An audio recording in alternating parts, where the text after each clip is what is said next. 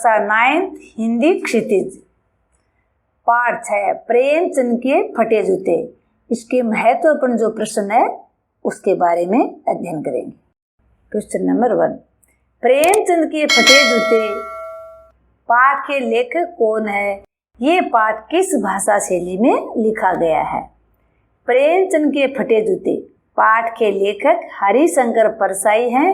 ये पाठ व्यंग्यात्मक शैली में लिखा गया है। हरिशंकर परसाई जो हैं वो व्यंग्य लेखक है और उनके द्वारा ये पाठ लिखा गया है। अगला क्वेश्चन, लेखक प्रेमचंद के फोटो में क्या देखकर दुविधा में पड़ गया? लेखक फोटो में प्रेमचंद के फटे जूते देखकर दुविधा में पड़ गया। दुविधा में इसलिए पड़ गया कि प्रेमचंद जी ने जो फोटो खिंचवाई है इसमें फटे हुए जूते क्यों पहन रखे हैं। अमूमन लोग फोटो खिंचवाने के लिए तैयार होते हैं, जबकि प्रेमचंद जी ने फोटो में तो फटे हुए जूते ही पहन रखे हैं, इसलिए लेखक दुविधा में पड़ गए। फोटो में प्रेमचंद के जूतों की क्या स्थिति थी? उनके पैरों में कैनवास के जूते थे जो फटे होने के साथ ही बेतरतीब बंधे हैं, यानी कई जगहों से उनके सिलाई कर रखी थी। अगला क्वेश्चन, लेखक क्यों रोना चाहता था? लेखक फोटो में प्रेमचंद की मुस्कान के पीछे छिपे क्लेश अपने भीतर महसूस करके रोना चाहता है। अगला क्वेश्चन, फोटो देखकर प्रेमचंद के किस गुण का पता चलता है? फोटो देखकर ये पता चलता है कि वे वास्तविक जीवन में बहुत ही सीधे साधे व्यक्ति थे। वे अपना जीवन बड़ी सरलता से जीते थे। लोग फोटो में अधिक सुंदर क्यों दिखना चाहते हैं? लोग फोटो में अधिक सुंदर दिखना चाहते हैं ताकि बाहरी दुनिया में उनकी प्रशंसा हो। कोई भी व्यक्ति साधारण भी होता है, लेकिन जब फोटो खींचाता है तो वो एकदम तैयार होता है कि मेरी फोटो की सारे लोग प्रशंसा करें। जबकि प्रेमचंद जी है वो जैसे थे वैसे ही उन्होंने अपनी फोटो खिंचवाई। अगला क्वेश्चन, प्रेमचंद की फोटो से उनके किस व्यक्तित्व का पता चलता है? प्रेमचंद के वास्तविक जीवन और बाहरी जीवन में कोई अंतर नहीं था। उन्होंने हमेशा सादगीपूर्ण जीवन व्यतीत किया। इस प्रकार उनके फोटो से उनके सरल व्यक्तित्व का पता चलता है। अगला क्वेश्चन, प्रेमचंद ने कभी पर्दे को महत्व क्यों नहीं दिया? प्रेमचंद पर्दे को महत्व नहीं देते क्योंकि उन्होंने कभी अपनी वास्तविकता दुनिया से नहीं छिपाई। उन्होंने अपनी दुर्दशा पर पर्दा डालकर अच्छा कवि बनाने की कोशिश नहीं की, यानी वो जैसे थे वैसे ही प्रदर्शन करते थे। वो कभी भी दिखावा नहीं करते थे, तो पर्दे को उन्होंने कभी भी महत्व नहीं दिया। अगला क्वेश्चन, प्रेमचंद को किनके चलने की चिंता सता रही है? प्रेमचंद को उन व्यक्तियों को चलने की चिंता सता रही है जो समाज में व्याप्त कुरीतियों और अंधविश्वासों से बचकर निकल जाते हैं और संघर्ष नहीं करना चाहते। प्रेमचंद जी को ये चिंता हो रही है कि समाज में इतनी बुराइयां, कुरीतियां, अंधविश्वास फैले हुए हैं और लोग उनको दूर करने का उपाय नहीं करते और ना कोई उनके लिए संघर्ष करते, इसलिए उनको उनकी चिंता हो रही है। अगला क्वेश्चन, लेखक प्रेमचंद के किस व्यंग्य को समझता है? लेखक प्रेमचंद के फटे जूते से दिखाई देती उनकी अंगुली इशारे और उनकी मुस्कान के पीछे छिपे व्यंग्य को अच्छी तरह समझता है।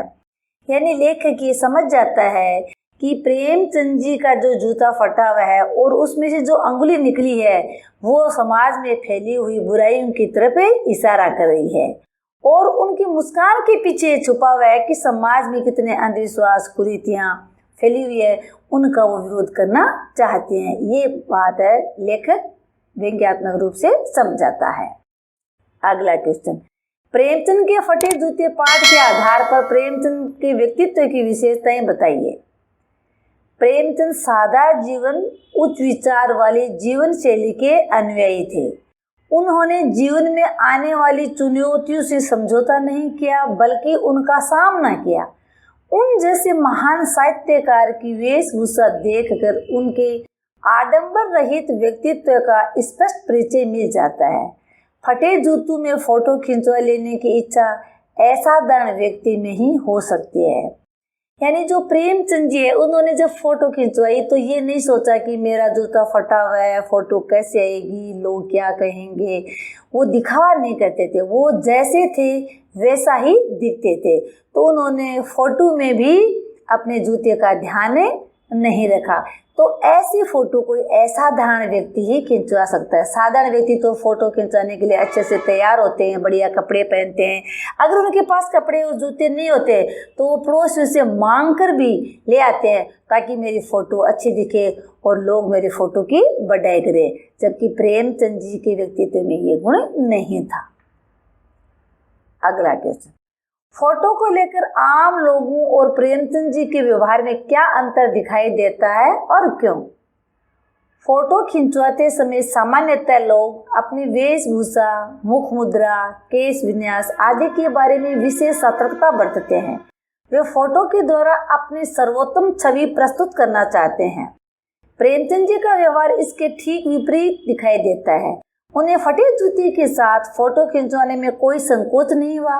इसके पीछे सादा और आडंबर रहित जीवन शैली में उनका दृढ़ विश्वास प्रमाणित हो रहा है।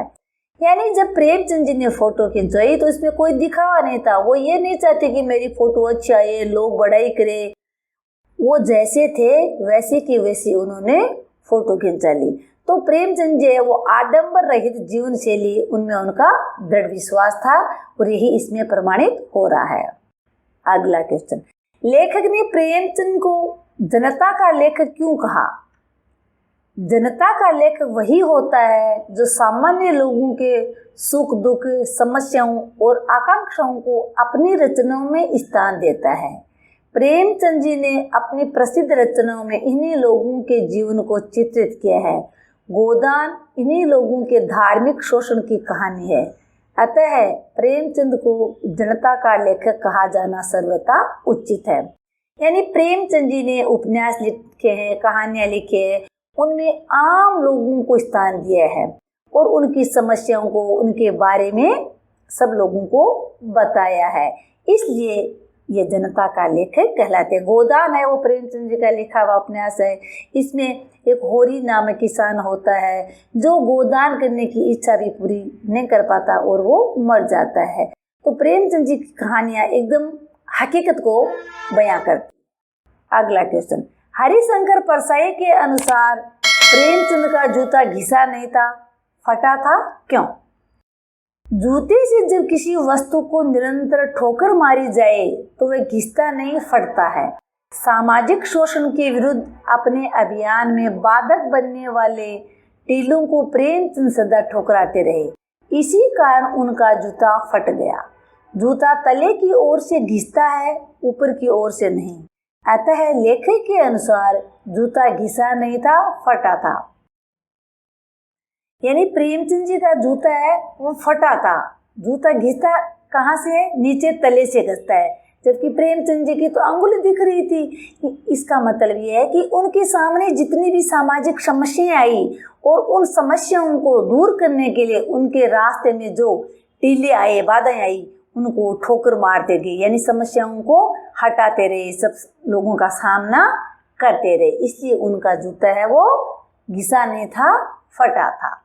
अगला क्वेश्चन, गंदे से गंदे आदमी की फोटो भी खुशबू देती है का आशय स्पष्ट कीजिए।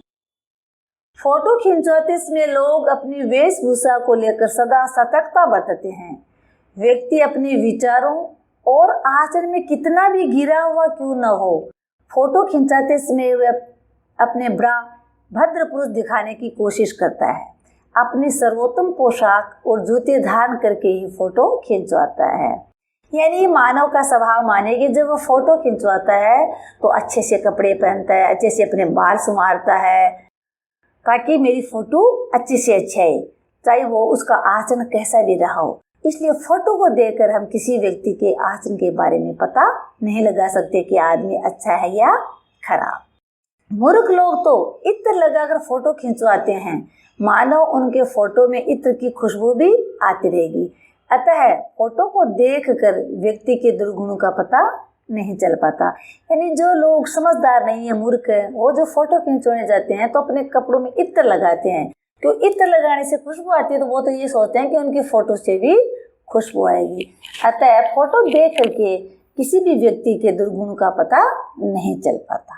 अगला क्वेश्चन, प्रेमचंद जैसे साहित्यकार की फोटो में उनके फटे जूतों को देखकर लेखक के मन में क्या बात आई? लेखक के सामने प्रेमचंद की फोटो में एक व्यंग्य भरी मुस्कान है। लेखक जानता है कि प्रेमचंद का जीवन कष्टों और संघर्षों में बीता, फिर भी वे इतने जिंदा दिल थे कि किसी स्थिति में व्यंग्य से मुस्कुरा सकते थे। प्रेमचंद की यही जिंदा दिली लेखक के हौसले पस्त कर देती है, क्योंकि जैसी विषम स्थिति में लेखक कभी मन से उतना जिंदा दिल नहीं। अगला क्वेश्चन, तुम भी जूते और टोपी के आनुपातिक मूल्य के मारे हुए थे। प्रस्तुत कथन में निहित व्यंग्य स्पष्ट कीजिए। प्रस्तुत कथन में प्रेमचंद जैसे महान साहित्यकार की दुर्दशा पर व्यंग्य किया गया है। टोपी को ही सिर पर रखा जाता है, जूते को नहीं। किंतु जिस प्रकार समाज में टोपी की अपेक्षा जूते की कीमत अधिक लगाई जाती है, उसी प्रकार गुणी व्यक्ति की अपेक्षा संपन्न व्यक्ति को अधिक महत्व दिया जाता है।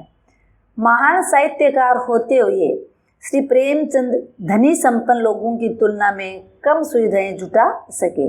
इसमें बताया गया है कि टोपी है वो इज्जत का सूचक होती है और सिर पर धारण की जाती है, जबकि जूता है वो तो पैरों में पहना जाता है। तो टोपी तो 10-15 रुपए की आती है और जूते देखो आजकल हजारों रुपए के आते हैं। तो यहाँ टोपी को महत्व न देकर के जूते को महत्व दिया गया।